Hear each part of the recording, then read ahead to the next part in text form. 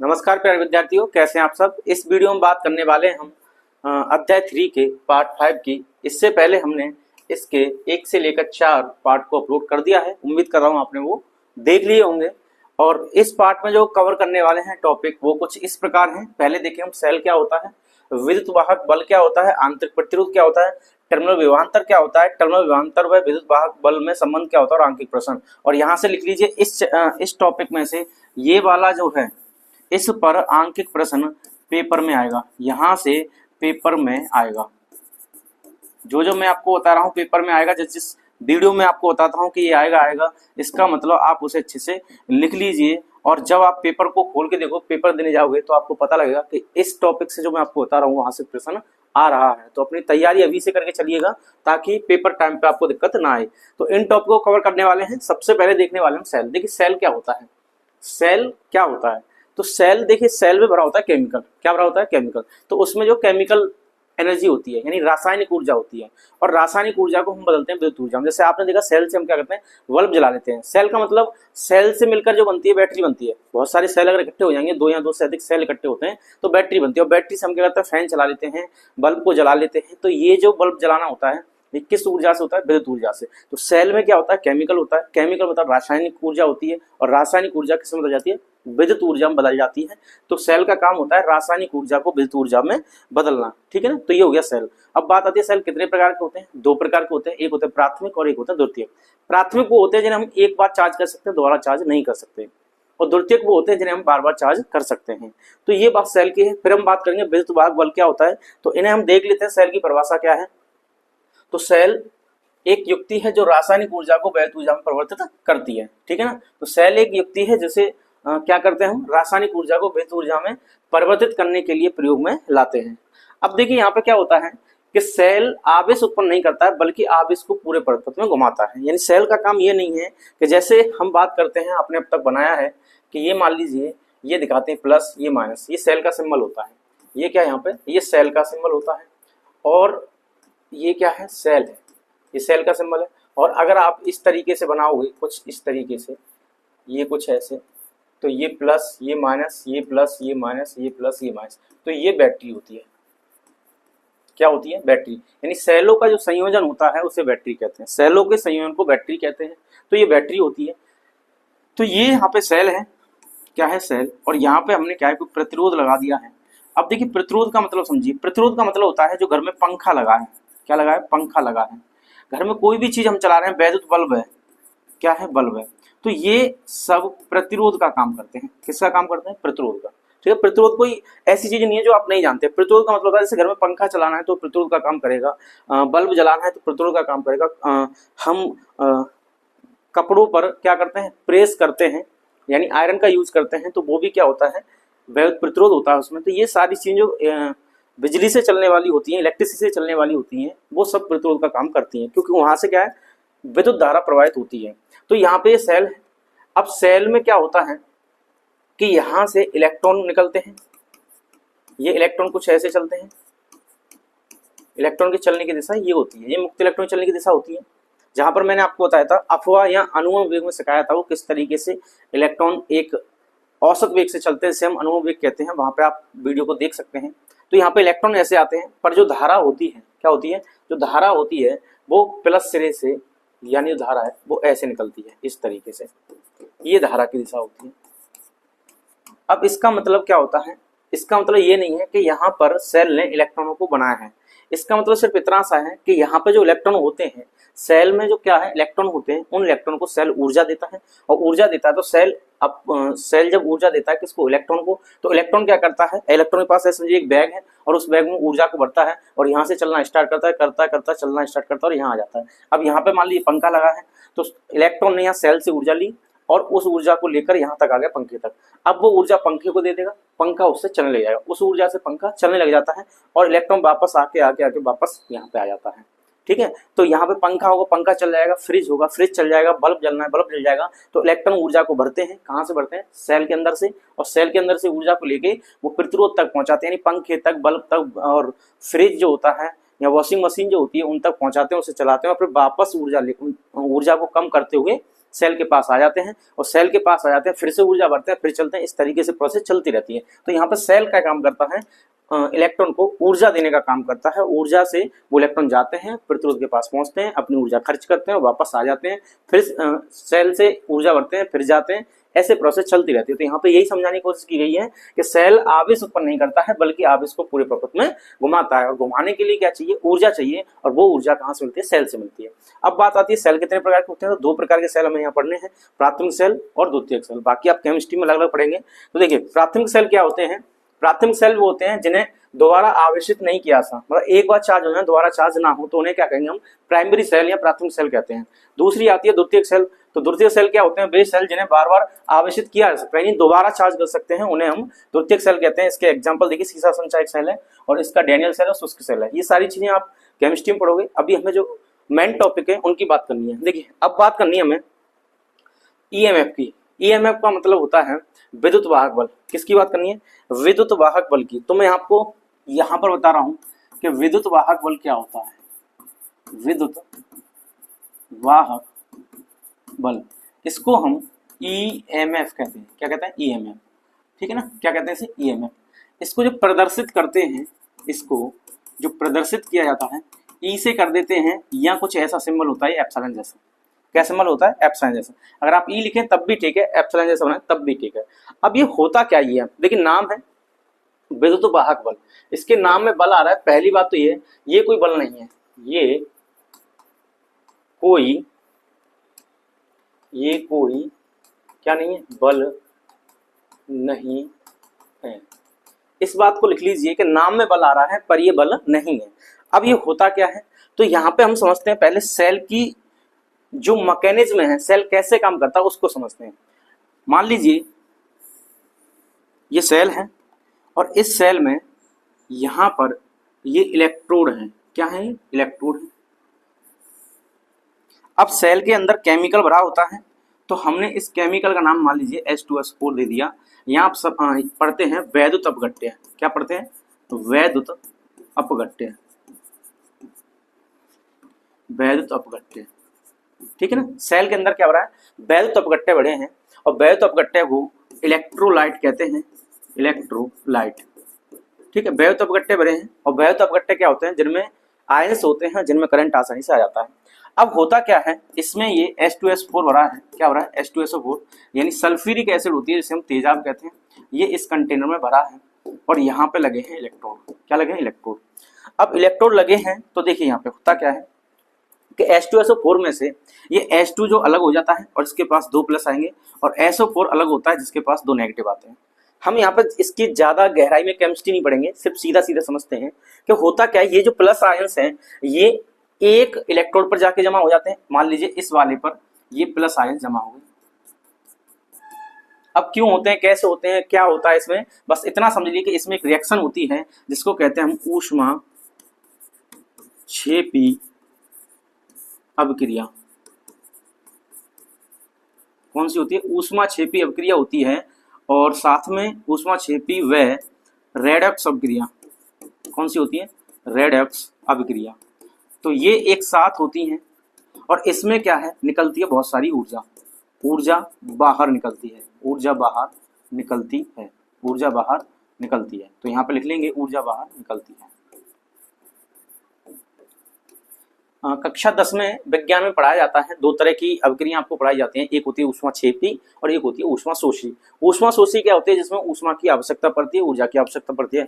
ऊष्माक्षेपी जो होती है, जब रिएक्शन होती है तो रिएक्शन में क्या है, ऊर्जा बाहर निकलती है। तो यहाँ पर वही रिएक्शन होती है कि ऊष्माक्षेपी मतलब इसमें ऊर्जा बाहर निकलेगी, ये रिएक्शन होती है इसमें। तो रिएक्शन होगी, कैसे रिएक्शन होगी, S double plus SO4 double negative, ये अलग अलग कैसे होता है, किस तरीके से रिएक्शन होती है। तो इसके अंदर एक केमिकल रिएक्शन होती है, उसका नाम है ऊष्माक्षेपी अभिक्रिया, और इसमें से क्या बहुत सारी ऊर्जा निकलती है। जब ये ऊर्जा निकलती है तो साथ में एक और रिएक्शन होती है रेडॉक्स अभिक्रिया। तो रेडॉक्स अभिक्रिया क्या होती है, जिसमें ऑक्सीकरण और अपचायन दोनों होते हैं, यानी ऑक्सीडेशन रिडक्शन दोनों होते हैं, ठीक है ना। तो ये दोनों अभिक्रिया होती है एक साथ, तो इसमें क्या ऊर्जा बाहर निकलती है। अब ये वही ऊर्जा जो मैं थोड़ी देर आपको पहले बता रहा था कि सेल क्या करता है, इलेक्ट्रॉन को ऊर्जा देता है, इलेक्ट्रॉन अपने बैग में ऊर्जा भरता है, और उस ऊर्जा को लेकर पूरे परपथ में घूमता है, और घूमकर वहां तक ऊर्जा पहुंचाता है जहां पर प्रतिरोध लगा है, या जहां पे हमें कोई इलेक्ट्रिकल अप्लायंस यानी विद्युत का उपकरण चलाना है। जैसे हमें फैन चलाना है यानी पंखा चलाना है, तो पंखे तक ऊर्जा कैसे पहुंचेगी, वो इलेक्ट्रॉन पहुंचाते हैं। कौन पहुंचाते हैं? इलेक्ट्रॉन। इलेक्ट्रॉन पंखे को ऊर्जा देते हैं, उसे घुमाते हैं और बची हुई ऊर्जा के साथ वापस आ जाते हैं, फिर सेल से ऊर्जा भरते हैं और फिर वहां तक पहुंचाते रहते हैं। मान लो फ्रिज चलाना है, कूलर चलाना है, कुछ भी चलाना है तो ये इलेक्ट्रॉन ऊर्जा लेके जाते हैं वहां तक। अब ऊर्जा मिलती कहां से? तो ऊर्जा मिलती है इसके अंदर से। जैसे बैटरी घर पे जो होती है, इन्वर्टर बैटरी का काम क्या होता है? बैटरी में क्या है? केमिकल है। तो केमिकल है, मान लीजिए वहां पे H2SO4 केमिकल है। अब ये केमिकल है तो इसमें ये वाली अभिक्रिया होगी और ये वाली अभिक्रिया होगी तो उसमें से ऊर्जा निकलेगी और ऊर्जा निकलेगी तो इलेक्ट्रॉन के पास आएगी। एक इलेक्ट्रॉन, बहुत सारे इलेक्ट्रॉन होते हैं, सभी इलेक्ट्रॉन के पास ऊर्जा आएगी। वो इलेक्ट्रॉन सभी जगह तक ऊर्जा पहुंचाएंगे जो जो चीजें आपको चलानी है। बल्ब जलाना है, ठीक है ना, पंखा चलाना है, फ्रिज चलाना है, कूलर चलाना है, सभी जगह ऊर्जा पहुंचाते हैं और वापस घूम फिर के वहीं पे आ जाते हैं। फिर सेल के अंदर से क्या करते हैं? वो सेल के अंदर से फिर ऊर्जा भरते हैं और फिर चले जाते हैं। इस तरीके से सेल काम करता रहता है। तो यहाँ पे क्या, सेल के हम फंक्शन को समझा रहे थे। तो एक सिरे पर प्लस आवेश आ जाता है और एक सिरे पर ऋण आवेश आ जाता है, ठीक है ना। एक इलेक्ट्रोड पर, ये क्या है यहाँ पे? ये इलेक्ट्रोड है। क्या है? इलेक्ट्रोड है, यानी इसे हम इलेक्ट्रोड कहेंगे। क्या कहेंगे इसे? इलेक्ट्रोड।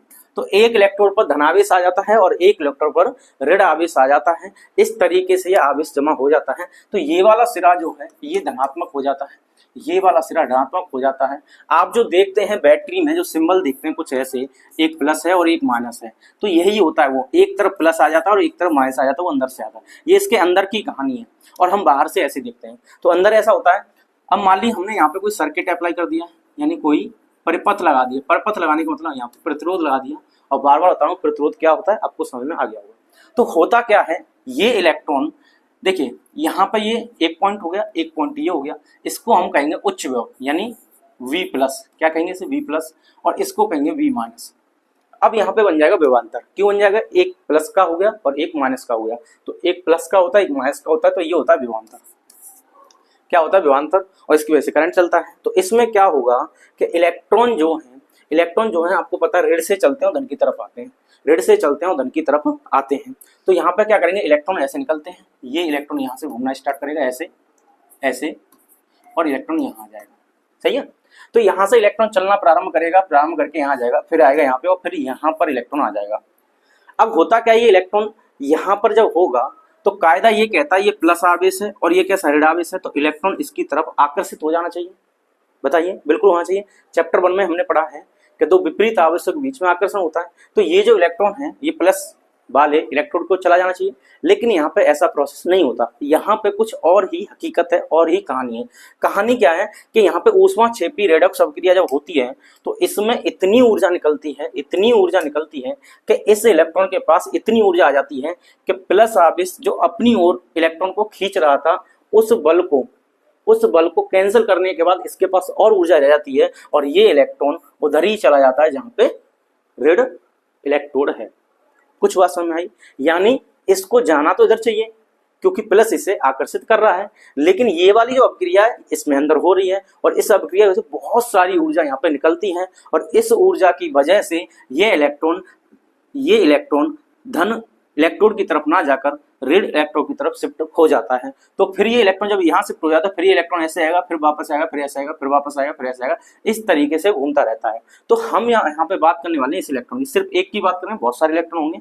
तो ये इलेक्ट्रॉन जब यहाँ से चलना प्रारंभ करता है तो पहले यहाँ पे पहुंचेगा, फिर यहाँ, फिर ऐसे यहाँ से घूमता हुआ वापस आएगा, यहाँ पे आ जाएगा। ठीक है। अब ये यहाँ पे आ गया तो इसने एक चक्कर पूरा कर लिया। और किसकी बात कर रहे हैं? एक आवेश की बात कर रहे हैं, यानी एक कूलम आवेश की बात कर रहे हैं। यहाँ पे एक इलेक्ट्रॉन की नहीं, एक कूलम आवेश की बात कर रहे हैं। तो एकांक आवेश को किसकी बात कर रहे हैं? एकांक आवेश को। तो एकांक आवेश को सेल सहित पूरे परिपथ में घुमाने में जो ऊर्जा सेल द्वारा दी जाती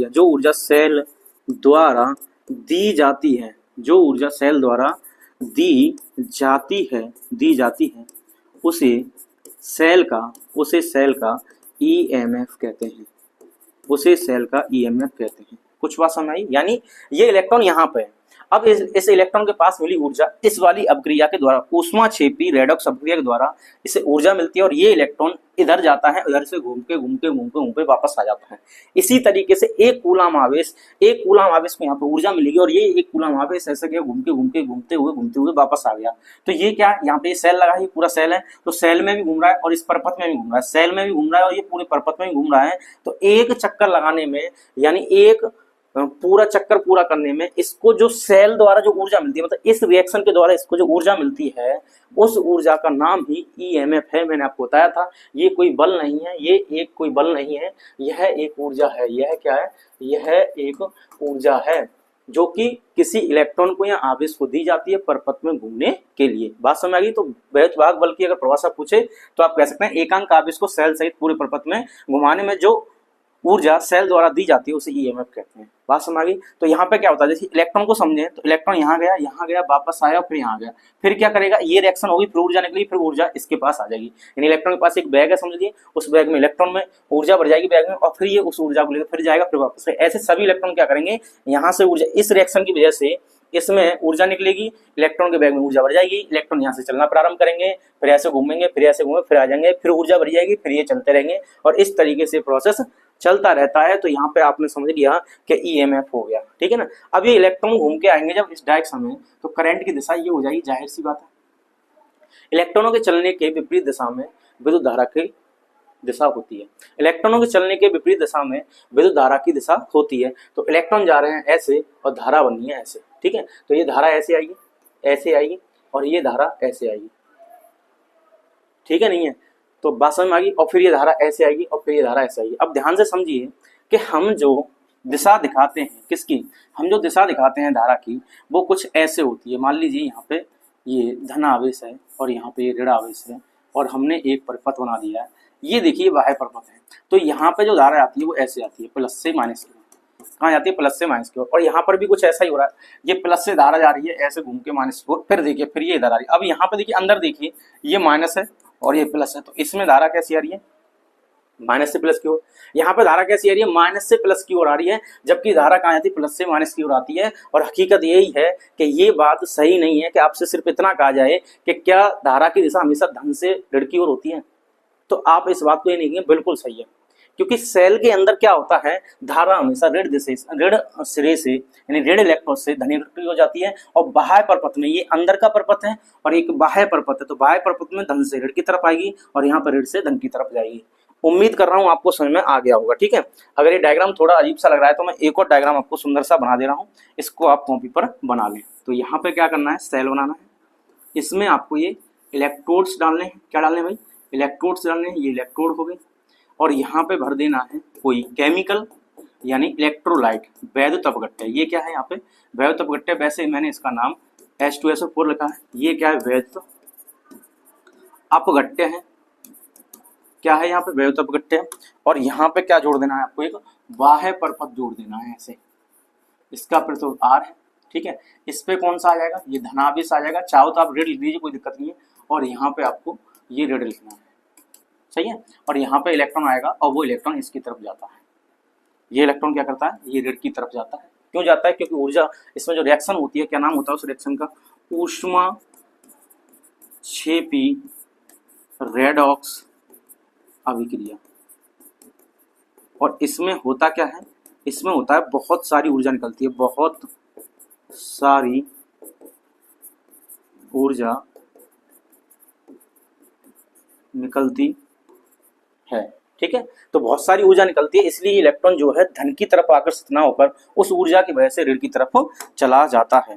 क्या बात समझ में आ गई? तो इस तरीके से हम यहाँ पे कर सकते हैं, सही है। तो यहाँ पर ये वाला हो जाएगा धन सिरा यानी B+ लिख देता हूँ, और ये वाला हो जाएगा ऋण सिरा यानी इसे B- लिख देता हूँ। तो यहाँ पे विभवांतर उत्पन्न हो जाएगा और इसकी वजह से जो धारा जाएगी तो धारा की दिशा ये हो जाती है, ये होगी धारा की दिशा। और यहाँ पर धारा की दिशा कुछ ऐसी होगी, सही है। इस बात को समझ लेना। और इलेक्ट्रॉन जो जाएंगे, इलेक्ट्रॉन ऐसे जाते हैं, इलेक्ट्रॉन जो है वो कुछ ऐसे मुड़ जाते हैं और इलेक्ट्रॉन फिर ऐसे जाते हैं।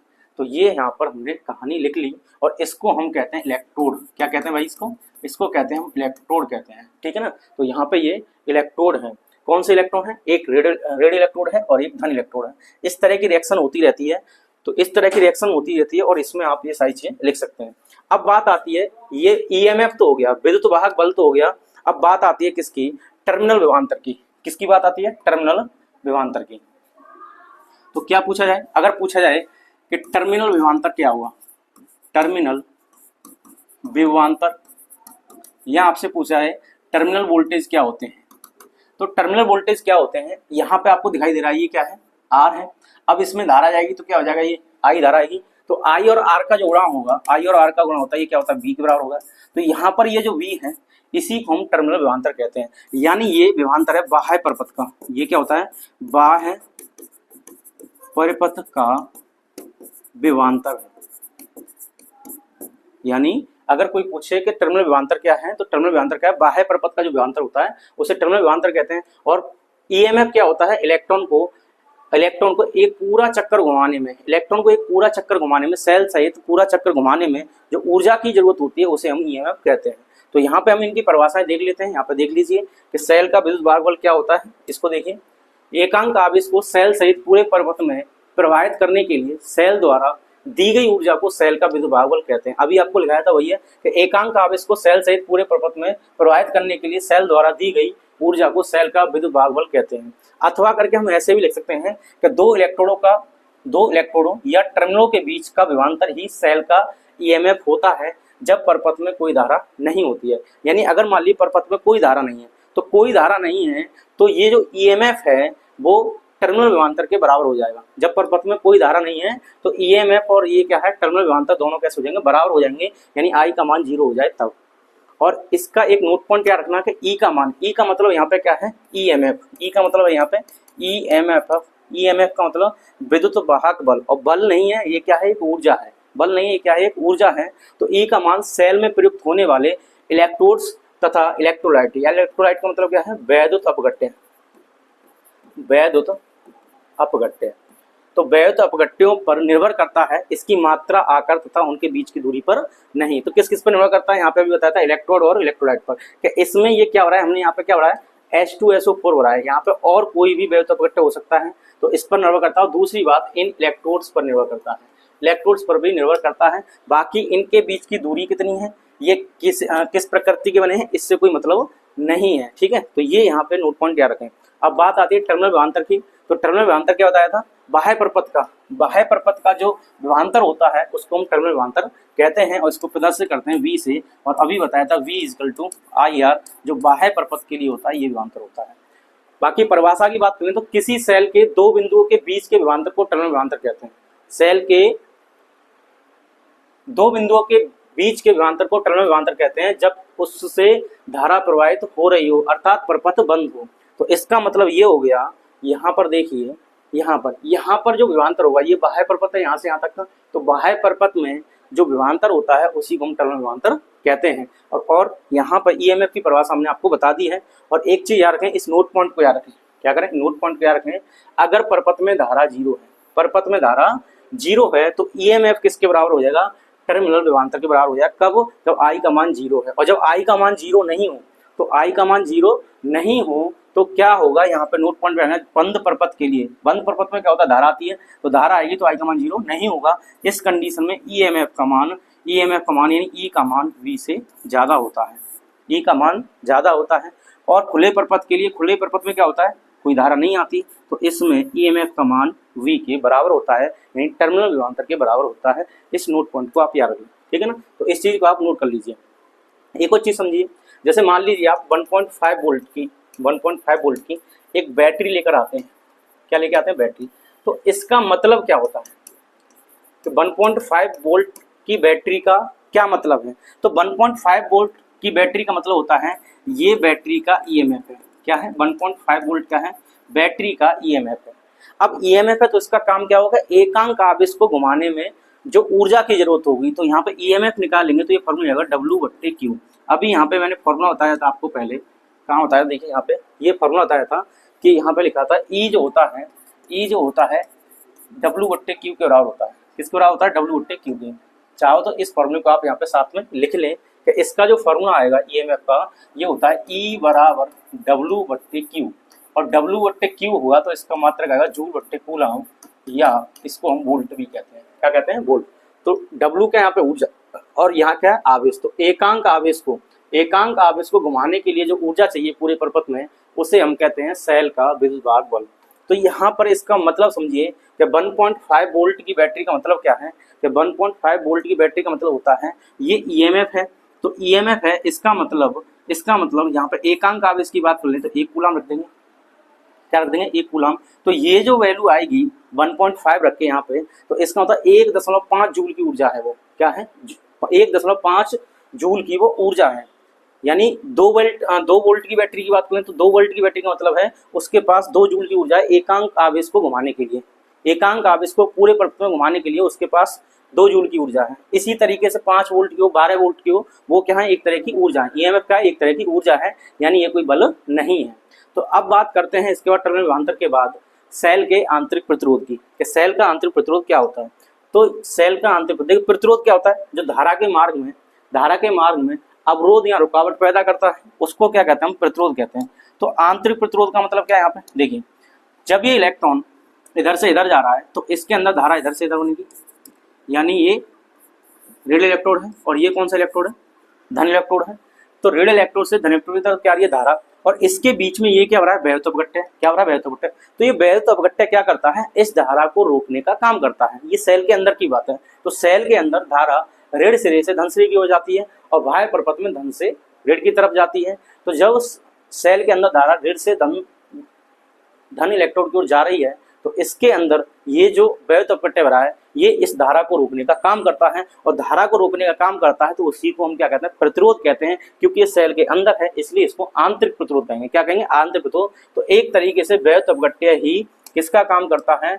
आंतरिक प्रतिरोध का कार्य करता है। तो आंतरिक प्रतिरोध क्या होता है कि सेल की दोनों प्लेटों के बीच, सेल के भीतर, अभी होता है सेल के भीतर दोनों प्लेटों के बीच वैद्युत धारा के प्रवाह में उत्पन्न अवरोध को सेल का आंतरिक प्रतिरोध कहते हैं। इसे प्रदर्शन करते हैं छोटी आर से। और मात्रक क्या होगा इसका? मात्रक वही होता है जो बड़ी आर का होता है। तो ओम। क्या मात्रक होता है इसका? ओम मात्रक होता है। ठीक है, मात्रक वही होता है। बस याद रखें कि सेल के अंदर की कहानी है और बाहर जो प्रतिरोध होता है उसे बाह्य प्रतिरोध कहते हैं और अंदर सेल के अंदर जो प्रतिरोध होता है उसे आंतरिक प्रतिरोध कहते हैं। और इसे बनाते कैसे हैं? मान लीजिए यहाँ पे ये कुछ बैटरी लगी है, नेगेटिव या पॉजिटिव, तो यहाँ पे कुछ ऐसा बना देते हैं। ये छोटी आर है और ये प्रतिरोध लगा दिया तो ये बाह्य प्रतिरोध, ये बड़ी आर है। ठीक है, तो ये इसका विभवांतर है। धारा यहाँ से प्लस से कहाँ आती है? माइनस की ओर। इतना रखें, यहाँ सेल के साथ में इसे दिखाया जाता है। तो सेल का आंतरिक प्रतिरोध नियत नहीं रहता बल्कि सेल को उपयोग में लाते रहने पर धीरे धीरे बढ़ता जाता है। यानी सेल का जो आंतरिक प्रतिरोध है वो धीरे धीरे बढ़ता जाता है और इसी वजह से एक समय के बाद सेल खराब हो जाता है। और बाकी मैंने आपको बताया सेल कितने प्रकार के होते हैं? 2 प्रकार के होते हैं। अब यहाँ पे बात आती है कि आंतरिक प्रतिरोध किन किन बातों पर निर्भर करता है। तो सेल का आंतरिक प्रतिरोध निम्न बातों पर निर्भर करता है। उस डायग्राम को याद रखिए, उसमें क्या इलेक्ट्रोड थे, उनके बीच की दूरी भी थी। तो यहाँ सेल का आंतरिक प्रतिरोध सेल के दोनों प्लेटों के बीच की दूरी के अनुपाती होता है। तो यानी ये जो आर है अनुपाती हुआ डी, और डी क्या है? सेलों में जो क्या यूज हो रहे थे? इलेक्ट्रोड जो यूज हो रहे थे। इलेक्ट्रोड का मतलब यहाँ पे प्लेटें हैं, तो प्लेटों के बीच जो दूरी होती है उसके अनुपाती होता है। जितनी दूर प्लेटें रखी जाएंगी, इलेक्ट्रोड रखे जाएंगे, उसका आंतरिक प्रतिरोध उतना ज्यादा होगा। अब कैसे ज्यादा होगा? एक बार इस पर निगाह दोबारा कर लीजिए कि देखिए यहाँ पे अब इसकी दूरी हम ऐसे कर दें, यानी ये अभी इतने पास है, अभी इतनी दूर हो जाए, तो इसमें वैद्युत अपघट्य ज्यादा हो रहा होगा। तो जब धारा इधर से इधर जाएगी तो वैद्युत अपघट्य उसे ज्यादा से ज्यादा रोक पाएगा, और ज्यादा से ज्यादा रोकेगा तो इसका मतलब ज्यादा अवरोध हो गया, और ज्यादा अवरोध होने का मतलब ज्यादा प्रतिरोध हो गया। ठीक है, बात समझ आ गई? यानी दूरी बढ़ने पर क्या है? प्रतिरोध का मान बढ़ जाता है। दूरी बढ़ने पर प्रतिरोध का मान बढ़ जाता है। दूसरा, यह गोल द्वारा घेरे गए प्लेटों के क्षेत्रफल के व्युत्क्रमानुपाती होता है। यानी आर जो है व्युत्क्रमानुपाती होगा 1/1। अब ए क्या है? जो प्लेटें यहाँ पर हम देख रहे हैं बार बार कि ये जो देखिए यहाँ पर ये प्लेटें कुछ ये यहाँ पे डूबी हुई हैं। ये क्या है? डूबी हुई है किसमें? वैद्युत अपघट्य में। तो ये जो डूबी हुई हैं इस क्षेत्रफल की बात करेंगे, इतने हिस्से के क्षेत्रफल की, ये वाले। सही है, तो इतना याद रखें इस चीज को। फिर दूसरा पॉइंट क्या रखना है आपको? दूसरा पॉइंट क्या रखना है? जो ए होता है उसके व्युत्क्रमानुपाती होता है क्या? आंतरिक प्रतिरोध। यह वैद्युत अपघट्य की सांद्रता के बढ़ने पर बढ़ता है। अब सांद्रता आपने पढ़ी हुई केमिस्ट्री में, तो सांद्रता के बढ़ने पर बढ़ता है और सांद्रता के घटने पर घटता है। तो आर अनुपाती हो गया किसके? ये सांद्रता पे। सांद्रता बढ़ेगी तो आर बढ़ेगा, सांद्रता घटेगी तो आर घटेगा। यह वैद्युत अपघट्य प्लेटों के पदार्थ पर भी निर्भर करता है, और एक और यहाँ पे तापमान के बढ़ने पर ये घटता है, यानी अगर जैसे जैसे तापमान बढ़ाएंगे तो ये घटेगा। देखिए तापमान बढ़ाने पर क्या होगा, सांद्रता कम होगी, तापमान बढ़ाने पर सांद्रता कम होगी तो आर का मान कम होगा। तो ताप बढ़ेगा, सांद्रता घटेगी, आर घटेगा, तो ताप बढ़ने पर आर का मान घट जाएगा। ये कुछ इसके आंतरिक प्रतिरोध जो निर्भर करता है बातें थी। अब बात करते हैं यहाँ पर इस टॉपिक की। यहाँ से पेपर में क्वेश्चन आएगा, इसका फॉर्मूला याद कर लें बस, डेरिवेशन की कोई जरूरत नहीं है, डेरिवेशन बहुत बहुत कम पूछा जाता है, पर यहाँ से प्रश्न आने वाला है वी ई और ये आंतरिक प्रतिरोध यानी आर में संबंध का। तो हमें क्या इसका संबंध निकालना है, तो संबंध निकालने के लिए मान लीजिए हमने यहाँ पर एक सेल लगा दिया, इसको मैं कभी कभी बैटरी भी कहूँगा, और यहाँ पर इसका आंतरिक प्रतिरोध ये छोटी आर है और इसका बाह्य प्रतिरोध ये बड़ी आर है, ठीक है। तो यहाँ से क्या निकलेगी, धारा, और यहाँ पर आ जाएगी धारा और वापस यहाँ आएगी। अब पता है पूरे परपथ के लिए धारा कैसे समान रहेगी, तो यहाँ पर भी क्या जाएगी, धारा आई जाएगी, और इन दोनों को जो गुणा होगा तो इसके लिए जो V होगा वो क्या होगा, बाह्य परपथ है। देखिए ये वाला कौन सा परपथ बाह्य है, और इस सेल के अंदर की बातें हो रही हैं तो हम ऐसे बनाते हैं, पूरा डब्बा नहीं बनाते हैं। तो सेल के अंदर आंतरिक प्रतिरोध ये होता है, तो इस पर भी धारा आएगी। तो ये जो बाह्य प्रतिरोध है तो इसके लिए जो V यूज होगा इसको हम टर्मिनल विभवांतर कहेंगे, यानी V कहेंगे। तो इसका संबंध क्या होगा, तो यहाँ से हम अगर धारा का मान निकालें तो I बराबर क्या निकालें, I बराबर, और एक चीज याद रखें EMF हमेशा विभवांतर से ज्यादा होता है, EMF हमेशा विभवांतर से ज्यादा होता है, ठीक है, इस बात को याद रखें। तो यहाँ पर हमें क्या करना है, I का मान निकालना है। किसका मान निकालना है, I का। तो I का मान निकालेंगे तो सेल की बात होगी, तो सेल का चाहिए हमें EMF कर दें E, और I बराबर क्या होता है, देखो फॉर्मूला होता है ओम के नियम से I बराबर V अपॉन R होता है। तो हमने क्या ले लिया यहाँ पे EMF और बट्टे कर दिया R। अब हमें इस पूरे परपथ में धारा चाहिए, तो पूरे परपथ में धारा चाहिए तो पूरे परपथ का EMF चाहिए, EMF हो गया E, तो इसका जो EMF है वो E है, और इसका पूरे का हमें चाहिए प्रतिरोध, तो प्रतिरोध हो जाएगा R प्लस R, यानी कुल प्रतिरोध कितना हो जाएगा, देखिए ये भी आ रहा है और ये भी आ रहा है, और कौन सी क्रम में, सीढ़ी क्रम में, सीधा सीधा जोड़ दो तो ये आ जाएगा। अब यहाँ से E निकालेंगे तो E का मान जो आएगा ये I ब्रैकेट में R प्लस R हो जाएगा, इसको यहाँ ट्रांसफर कर देंगे, ठीक है। अब इसका गुणा कर दीजिए तो गया IR प्लस IR, और यहाँ पे आ जाए E, और आपको पता है कि IR बराबर होगा V, IR बराबर क्या होगा, V होगा, और यहाँ पे मैं आपको बता रहा हूँ कि I जब R के साथ मिलेगी तो क्या बन जाएगा, यहाँ पे विभवांतर बन जाएगा, तो यहाँ पे लिख देंगे V प्लस IR, तो E बराबर आ गया V प्लस IR। यहाँ से इस फॉर्मूले को आप याद कर लें, इससे सवाल होंगे, या करके हम ऐसे भी लिख सकते हैं V बराबर E माइनस IR, क्या लिख सकते हैं, E माइनस IR। इन दोनों फॉर्मूले से किसी एक फॉर्मूले, इसको या इसको याद कर लें, इसके आधार पर हमें प्रश्न करने हैं, आंकिक प्रश्न यहीं से होंगे। तो एक फॉर्मूला ये, एक फॉर्मूला ये, और एक फॉर्मूला ये तीन चीजें याद कर लें, 1 2 और ये 3, तीनों फॉर्मूलों को एक साथ रख लें, मतलब एक याद कर लें ये वाला, इससे ये बन जाएगा तो 2 याद हो जाएंगे, और इससे ये कन्वर्ट कर सकते हैं, तीनों याद हो जाएंगे आराम से। तो ये फॉर्मूला हो गया। अब यहाँ पे V का मीनिंग क्या है, V का मीनिंग है टर्मिनल विभवांतर, और छोटी r का मतलब है यहाँ आंतरिक प्रतिरोध, और E का मतलब क्या है यहाँ पे, E का मतलब क्या है यहाँ पे, सेल का विद्युत वाहक बल। अब इसको थोड़ा सा हम बड़ी R और छोटी r के टर्म में और आगे बढ़ाएं तो ऐसे कर सकते हैं, यहाँ करके कैसे इसे आगे लिख सकते हैं, तो हम लिख सकते हैं कि V बराबर यहाँ पे क्या, E माइनस, मैं I की जगह पर ये लिख सकता हूँ V बट्टे R, देखो I जब निकालेंगे तो V बट्टे R आ जाएगा, और यहाँ पे क्या है, यहाँ पे छोटी r है, सही है। अब इस वाले को हम इधर लाएंगे तो ये हो जाएगा B प्लस, इसको इधर ले आई तो B बट्टे R, और यहाँ छोटी r, और बराबर आ जाएगा E के। अब इन दोनों में से B कॉमन है तो B कॉमन ले ली तो आ जाएगा 1 प्लस, ये आ जाएगा छोटी r बट्टे बड़ी R, और यहाँ हो जाएगा E, ठीक है। अब ये E हो गया, तो इस B को मैं इधर भेज दूँ, तो इस B को जब मैं इधर भेजूंगा तो यहाँ से ये B जो है हट जाएगा, और जब यहाँ से B हटेगा तो ये बट्टे में B आ जाएगा। अरे सही है नहीं है, तो यहाँ पे क्या करना है आपको कि यहाँ पे जो V था अब इसको हमें यहाँ भेजना है, तो इससे या करके मैं यहाँ लिख देता हूँ, तो ये आ जाएगा आपका 1 प्लस R बट्टे R, तो ये आ गया 1 प्लस R बट्टे R, और बराबर आ जाएगा E बट्टे V, ठीक है। इस B को हमने उधर भेज दिया। अब एक 1 को हम उधर भेज देंगे तो ये आ जाएगा R बट्टे R, बराबर आ जाएगा E बट्टे V और माइनस के 1, और इसको मैं और आगे सॉल्व करूँ तो यहाँ से छोटी r का जो मान आएगा, इस r को उधर भेज दूंगा तो ये r आ जाएगा, और यहाँ पे क्या बचा, E बट्टे V माइनस के 1। तो यहाँ से आंतरिक प्रतिरोध और बाह्य प्रतिरोध का संबंध ऐसे निकल के आ जाएगा। वैसे यहाँ से भी हो सकता था, ये हमने यहाँ से कर लिया, कोई दिक्कत नहीं, यहाँ से करें तब भी वही आएगा। तो एक फॉर्मूला ये आपके नंबर 1 लिख देता हूँ, एक फॉर्मूला ये नंबर 2, और एक फॉर्मूला ये नंबर 3, एक साथ लिख लीजिए, और इस पे प्रश्न आने वाला है, इस बात को लिख लीजिए, यहाँ से पेपर में आएगा, यहाँ से यहाँ से क्या आएगा, आंकिक प्रश्न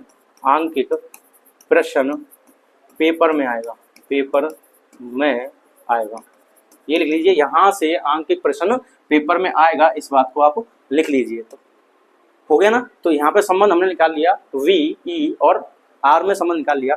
अब बढ़ते हैं इनके प्रश्न की ओर। तो देखिए पहला प्रश्न आपकी स्क्रीन पर है, इसको पढ़िए और सबसे पहले किसी भी प्रश्न को सॉल्व करने के लिए आप दिया है जरूर लिखें। तो ये हल करना है, हल में लिख लिया हमने दिया है। तो किसी कार की संचायक बैटरी का विद्युत वाहक बल, देखिए विद्युत वाहक बल कितना है, 12 वोल्ट, और इसको किससे दिखा रहे हैं हम, ई से दिखा रहे हैं, तो ये 12 वोल्ट है।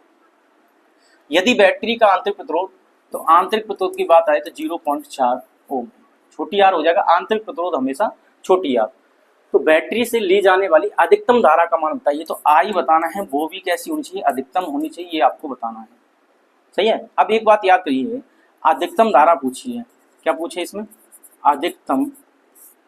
अधिकतम धारा। तो अधिकतम धारा आई मैक्सिमम के लिए, आई मैक्सिमम के लिए यहाँ पर क्या बता रहा हूँ, आई मैक्सिमम के लिए क्या होगा कि धारा को रोकने का काम कौन करता है, प्रतिरोध। अब धारा मान ली करीब 5 एम्पीयर की जा रही थी और बीच में मिल गया प्रतिरोध। अब प्रतिरोध मिल गया तो धारा को क्या कर देगा, कम करेगा, तो अधिकतम तो रही नहीं। तो इसका मतलब प्रतिरोध अगर 0 हो जाए तो धारा कैसे हो जाएगी, अधिकतम हो जाएगी। धारा कैसे हो जाएगी, अधिकतम। तो यहाँ पे अधिकतम धारा के लिए क्या होगा, आर का मान आपको 0 रखना है। इस बात को याद रखें, इस क्वेश्चन का ये की पॉइंट है कि अधिकतम धारा के लिए आर का मान कितना हो जाएगा, 0 हो जाएगा। तब हम धारा निकालेंगे। तो आई बराबर ई बटे आर प्लस आर, ये फॉर्मूला था, आपको याद नहीं है तो आप यहाँ से देख सकते हैं, ये फॉर्मूला निकालना है, बाकी याद कर लें, ठीक है। अब यहाँ पे आई का मान निकालेंगे। तो आई चाहिए हमें यहाँ पे मैक्सिमम, कैसी चाहिए, मैक्सिमम। तो आई जब मैक्सिमम चाहिए तो आर का मान कितना हो जाएगा, 0। तो यहाँ पे लिखेंगे आई मैक्सिमम बराबर आ जाएगा ई बटे 0 प्लस आर। तो यहाँ पे आ गया ई बटे छोटी आर, और ई का मान कितना दिया आपको 12, और ये कितना दिया आपको 0.4।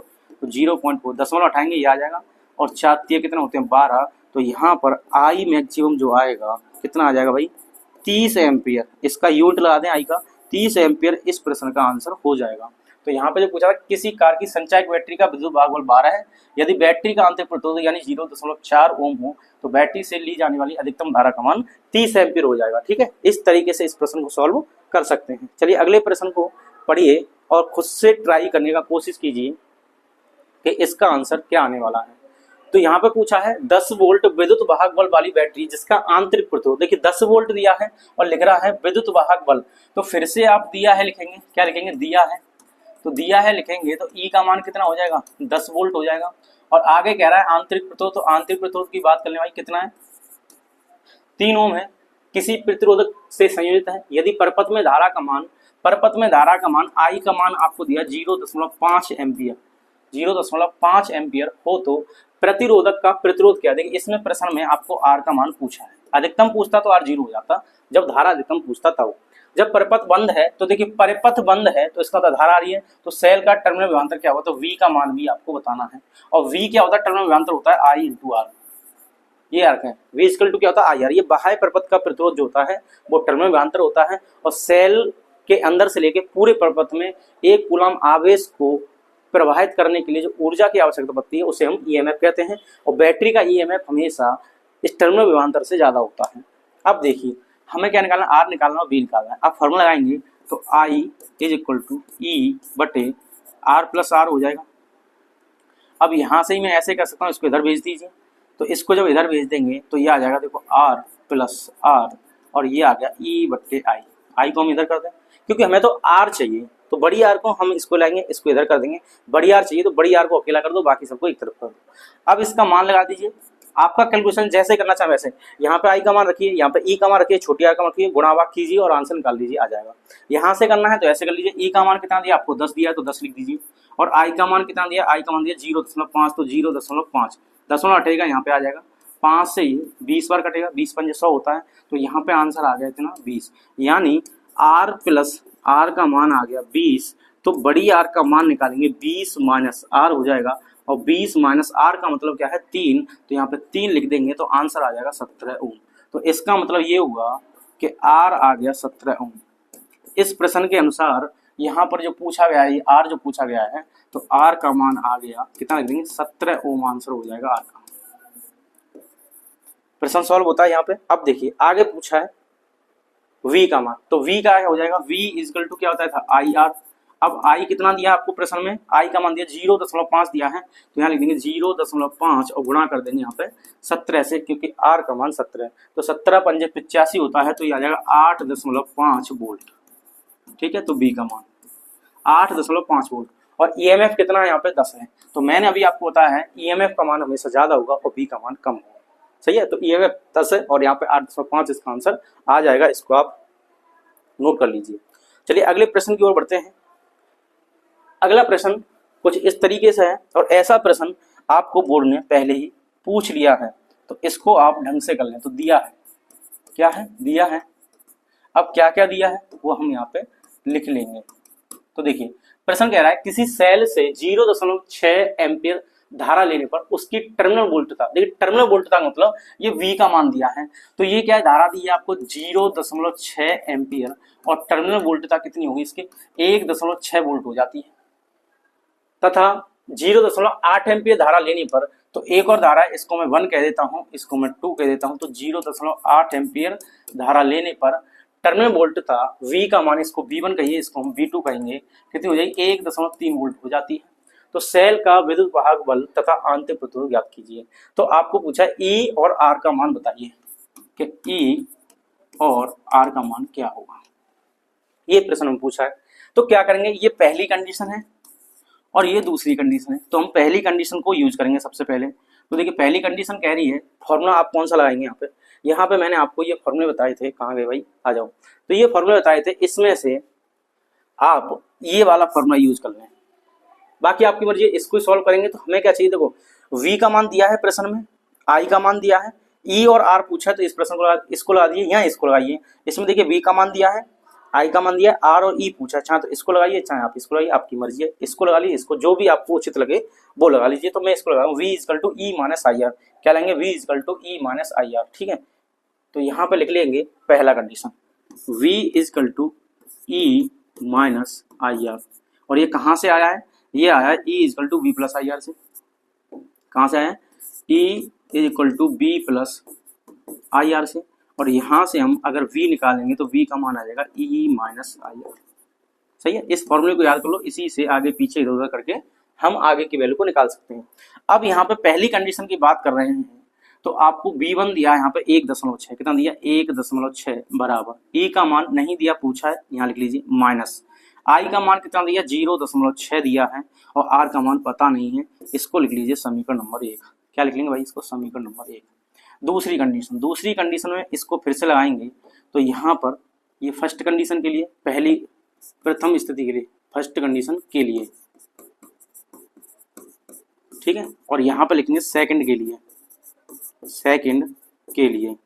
अब सेकंड के लिए लिखेंगे, तो देखिए V का मान कितना कर दिया सेकंड में 1.3, तो यहाँ लिख दूं डायरेक्ट 1.3 बराबर, E पता नहीं है माइनस, यहाँ पे I का मान कर दिया 0.8, और ये हो जाएगा R, तो ये आ जाएगा आपका समीकरण नंबर 2।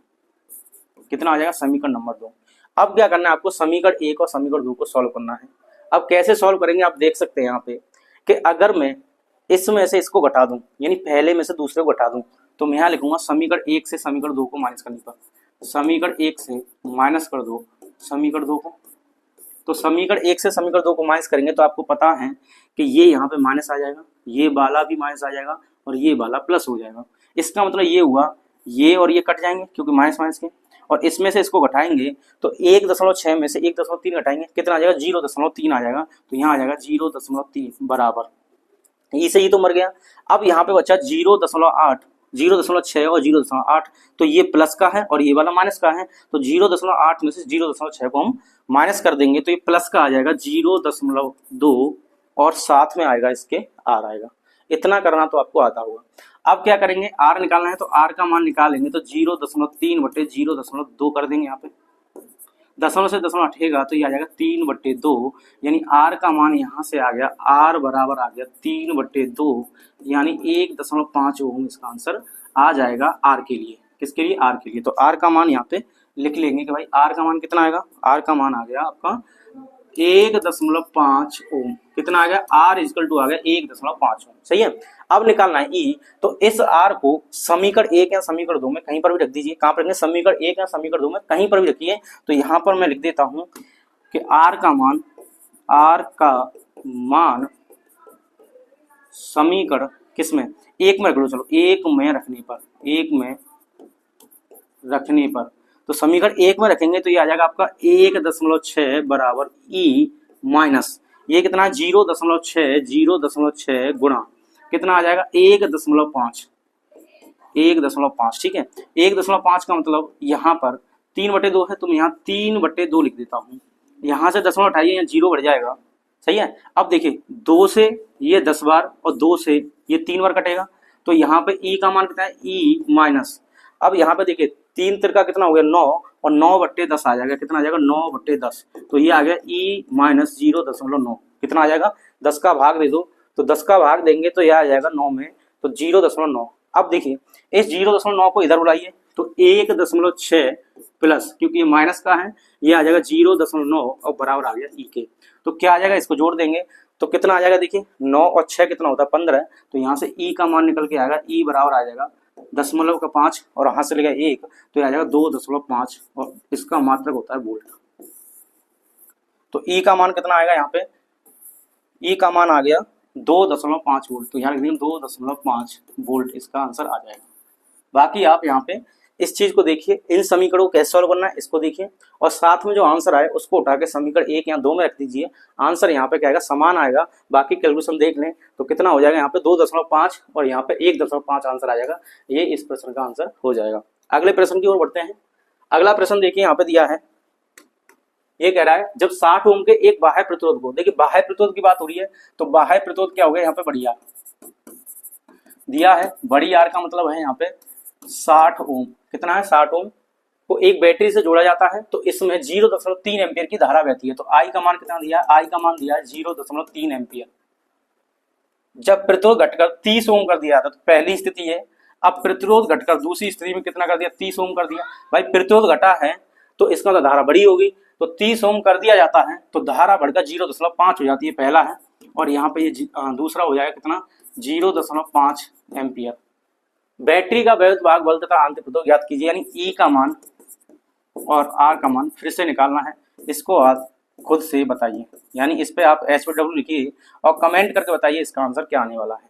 पहले जैसा ही है बिल्कुल, बस फर्क क्या है यहाँ पर? बस फर्क इतना है कि यहाँ पर हम छोटी आर की बात कर रहे थे और यहाँ पे शायद आपको बड़ी आर दिया है। ठीक है ना? तो बड़ी आर दिया है तो बड़ी आर यूज कीजिए, छोटी आर दिया है तो छोटी आर यूज कीजिए। यहाँ पे फॉर्मूले को चेंज कर लेंगे, यहाँ पे बड़ी आर में चेंज कर लेंगे और आंसर आ जाएगा।